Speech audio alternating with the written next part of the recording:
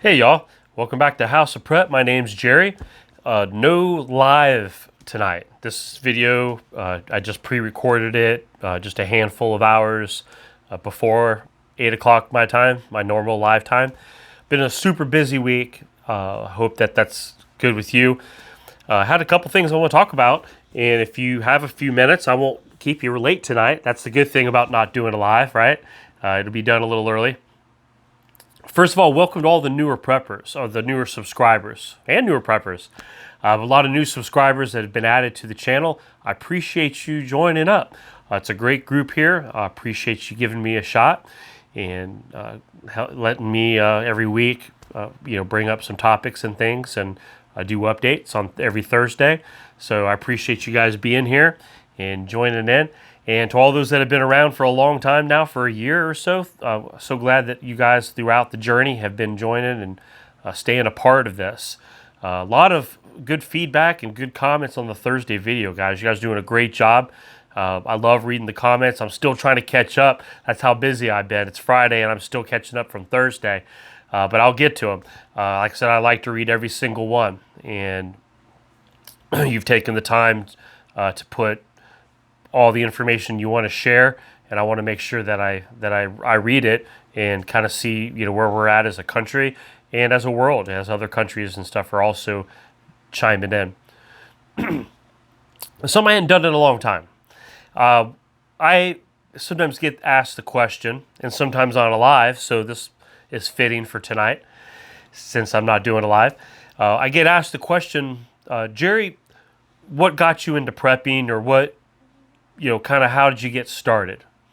And it's always a great question, and because there has been a lot of newer folks that have been on board, and this hasn't been a question that I've talked about in a long time, let's do it tonight. And I'd like to hear you guys jump in the comments as well. Share that. What got you into prepping? Maybe you have a really cool story, something, or maybe it was a bad story, right? Sometimes that's what gets us prepping. You had a bad experience. And there's all kinds of reasons out there, and we'll talk about some of them. But let's start with me. I grew up as a child in Ohio, okay? Right there in Cincinnati, Ohio. And I kind of remember my mom always having backups to everything. And now we always didn't get everything we wanted, but we always had everything we needed. Anytime that things got tight, from time to time, that happens in a big family. I grew up with two brothers, and you can imagine as we all got a little older how much food we could devour, right? If you've had kids and you've had, sometimes the girls do it too, but you got three boys in there that are just at that growing stage, and then they're just devouring calories. Look, it takes a lot of food. So you can imagine the backups of food that you would need in case there was some kind of an emergency. Whether it was in the wintertime, we've had some really big snowstorms up there, or whether it's tornado season and the threats of tornado. So I kind of already had a little glimpse, a little understanding by watching my mom do it. As I got a little older, we moved to Florida. Welcome to hurricane country, right? And I got to experience some of that. And I got to watch the panic. I got to see the fear. I got to go and witness the panic shopping in the stores. I got to see it, okay? Whether it was for plywood, whether it was for batteries, flashlights, I've seen it. I've watched the shelves get emptied with no flashlights, no batteries, no propane, no camping grills. Like I said, all that stuff's gone. And then you go over in the milk and the bread, right? The stuff, the prep foods and things that the perishables, and wiped off the shelves. So I've witnessed that at a relatively young age, high school age, being in Florida. And then as I made it into my 20s and started having my own family, I had to start making decisions. Am I prepping for only a handful of days? And as you watch some of these major cities get hammered, just pummeled, absolutely pummeled by large category hurricanes, you saw the destruction, and you saw even the ones that weren't destroyed, how long they went without power. and how long they went without supplies before FEMA could get there, right? And I started realizing, I can't risk myself or my family or my children. I can't just rely on an outside entity to take care of them or to take care of myself. That as a human, as someone who has a brain, can come up with a way to be a little more self-sufficient, a little more self-reliant. So the hurricanes and things, I think, help prompt me and get me encouraged for that. Then I saw Y2K. Who remembers Y2K? So I remember that. And I remember, the computers and everything's going to reset and everything's going to be wiped and, we're going back. And, I remember that. I remember, again, the fear, the panic, the fear buying, the panic buying. And, I was like, I don't want to ever be part of that again. I don't want to be a part of panic buying. I don't want to be a part of fear buying. I want to be able to prepare on my terms and prepare ahead and do it in incremental amounts, not have to go out and drop $1,000 or drop $500 or whatever at a drop of a hat because of something that has raised its ugly head in life. And what if I didn't have $500 or what if I didn't have $100? Now I don't have any preparations for the event. I knew people who lost their jobs and they struggled. And if they would have had some items for some preparedness, they could have lived on that for a while they were looking for another job. So there's some other real life things and folks around us that we learn from. And I could see how if somebody has never been through any event like that, big storms, I could see how maybe they get lulled into that false sense of security of, and you've heard this said before, it'll never happen to me. You've heard that, right? We talk about that even with having home safety tools, right? I call them that while I was on YouTube. Self-defense items that we use that are tools that are used to protect you and your family.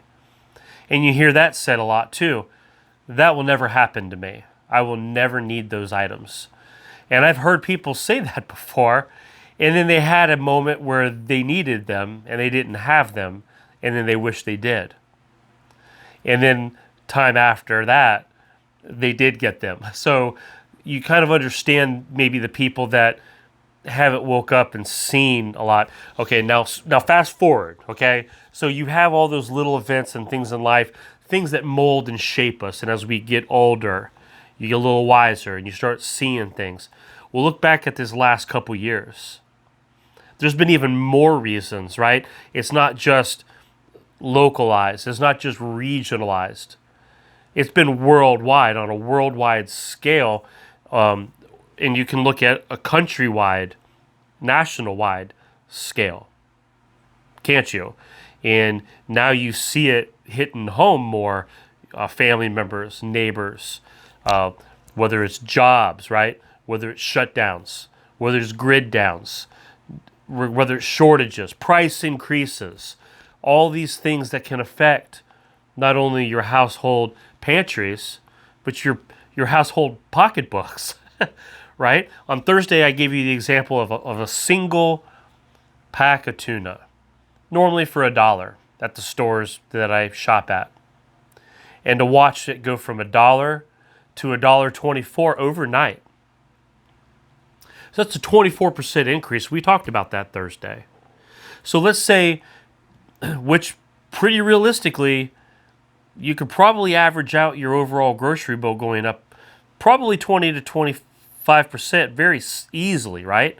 So if your normal grocery cart that you have full is normally around $100, you very easily could see that now costing you $125. And I've seen folks say, no, it cost $150. No, $175 now. So it could be argued, depending on where you live and the types of things that you're buying, that it has gone up 50% or more in some instances, right? I think a lot of us can realistically, rationally agree to that. But let's just say 25%. So if you're dropping, $100 normally, it's now $125. Well, that's crazy. So now if I'm dropping $400 for the month, I'm now doing $500 instead of $400. I think my math's right on that, right? I think that's right. So if you're doing a $400 for that month, right? It's gone up an extra $100. You're at $500 a month. So you can imagine that's just food alone. And now you go over to the clothing department, and you go over to the hardware department. You can just see where we're headed with this. Okay? And I'm not about fear. I'm not about panic buying. I've lived through some of it. I've seen it. I've been around people. I've watched it. I've seen the media take a talking point and just hammer it and just drive that talking point till it works up a frenzy, until it works up, people panicking and stuff. And I'm sitting back, I'm like, yeah, it's whatever they're talking about is important and it's kind of happening, but not to the extent that they're reporting it. Okay, and I've seen that happen many times, and I've seen it here on YouTube. And I love watching YouTube. I have some channels I follow, and I love. I'm a fan. I'm a fan of YouTube creators, and just like some of you, I like to watch multiple ones. And there's some that are doing a really great job, and I like to jump in and comment on their channels because I really like them. I agree with them, and I think that they're great. They're great men and women, and I know some of them do the same with my channel, and we have kind of that intertwining of like-mindedness, right? That's a word to use for that, like-mindedness. So there are some that are out there though that unfortunately drive that fear porn, right? That's what they call it, and they use that and just ride that wave, and that I'm not about that. Again, I've seen it happen. I've watched people react in real life to fear, and I don't like it. I don't like watching people react to fear. So here's the fix for that. If you're new to prepping, or you're looking at just getting into this, and you're watching this video and this guy's on here, and you're trying to check this out, see what's going on with prepping and how we do it, it's really quite simple. When I first started, because we talked about what got me started. When I first started, I was like, what do I start? I didn't really know exactly what I was doing. So I got one of those big, Tupperware totes, right? If you look back at my very first video I've ever made, I think I pulled out a plastic tote over a year ago now. So I have a big plastic tote, and I start thinking, let's see, what should I do to start being more prepared for my family and I? So the first thing you do is well, what do we eat? Like, what's the first things that come to mind? What will the kids eat? What will I eat? What will the family eat? Well, the first thing I thought of was peanut butter. Everybody eats peanut butter in my family. So I got a big giant, one of the big normal big jars of Jiffy peanut butter. It has to be Jiffy, right? Peter Pan's okay. I know some of the off brands. I know some stuff out there. It's got to be Jif, all right? We got the Jif peanut butter. So I got that big thing. First thing in the tote. Now, did that cost me an arm and a leg to get one extra? Sometimes you can get them in the double pack. So I get one for the pantry, one for my stash. Now, was that difficult? It wasn't hard. It was easy. And I'm like, wow, I've already got an item in my prepper container. I need to come up with a name with it, I guess, right? In my prepper stash, I've already got an item in there. That's pretty cool. That was easy. It didn't cost a whole lot. You know what? Let's add some cheap items to there. So then I started thinking some canned goods. They like green beans, right? And you find a couple of the veggies that that's pretty, everyone can tolerate. And I bought a few of those, and they're cheap, right? You throw those in there. Man, before I know it, I've covered the bottom of my tote bed. And then I buy some of their favorite, like Chef Boyardee and some of the ready-to-eat meals, because they're easy to go, right? And when you're creating this prepper emergency kit, whatever it is that I'm doing, you're just making it simple. You don't have to go crazy with it. Things that are easy to heat up, things that are ready to eat. Soups, I threw some soups in there. Maybe a little bag of rice, a little bag of beans, some canned beans. Chili. I mean, just simple, basic prepping things. Items that we would find in our pantry. But this is a backup emergency stash. And before I knew it, I had enough stuff in here for at least a good week for emergency stuff. And I filled it up. And I was like, that was so easy. It was so simple to do. And it didn't cost me an arm and a leg to do that over time. I just added it, threw some dry pasta noodles in there, some spaghetti sauce. I mean, it was super simple. And then as that evolved, I now realized, okay, I could do that, a backup to everything in my pantry, a backup to everything in my fridge, backup to everything in my freezer. And then I could create a whole second pantry and just create those third backups, fourth backups, fifth backups to all the most popular things that we'll consume that have a great shelf life, and just keep it rotated. And that's it, guys. That's how I got started. And then it's just grown from there over the years. And just to maintain it. Once you kind of find a level in your groove of where you like to be, and then you just kind of maintain it. It's so simple, easy. Sometimes people get overwhelmed with the thought of, to be a prepper, I gotta go raise, cattle. I gotta go raise chickens, and I have to do, all these things. Now, look, if you can do those things, those are great goals to have. Those are great skills to learn, because as you learn it, it's not just about acquiring stuff. It's acquiring knowledge as well, and the how to do things, so you can be better self-sustained in any type of a long-term emergency. So the quicker that you get on this, the quicker you can begin to start gaining knowledge. If you've never gardened, look, I encourage you. Look, it's getting into winter time here, so start planning for spring. Make up your mind for spring. I'm going to do something for gardening. I've never done it before. Look, I did last year. I did 5-gallon buckets out on the back deck. Super simple, super easy. I grew my little plants from seeds. I did it myself because I wanted to learn. And I wanted to learn the bad decisions and the good decisions, the how-tos and the what not to do's. So I encourage you to do that. And those that have been doing this for quite a while, I think you can attest to that. I think you can encourage some people to say, yeah, that's exactly right.